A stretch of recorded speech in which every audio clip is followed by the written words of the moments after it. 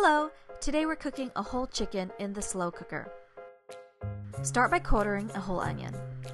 Then chop up whatever vegetables you want, like carrots, celery, potatoes, and even turnips are great. It's always nice to have some fresh herbs such as parsley, oregano, or thyme, but you can use dried herbs as well.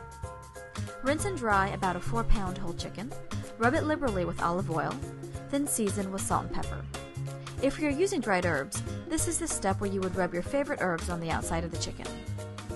Layer your vegetables and fresh herbs on the bottom of a 4 to 6 quart slow cooker. Then gently place your chicken on top. Don't throw it on like he did. Close the lid and cook the chicken for about 4 to 6 hours on high or 6 to 8 hours on low. The cooking time will vary depending on the size of the chicken. To determine if the chicken is fully cooked, check that the meat is 165 degrees in the meat's thickest part and the juices should run clean.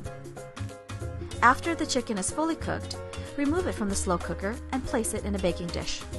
At this point, the chicken skin will not be crisp, so place it in the oven under broil for about 5 minutes or until the skin is crisp on the outside. And voila, there you have it, a wonderfully moist whole chicken cooked in the slow cooker with crispy skin from a quick oven finish. Enjoy!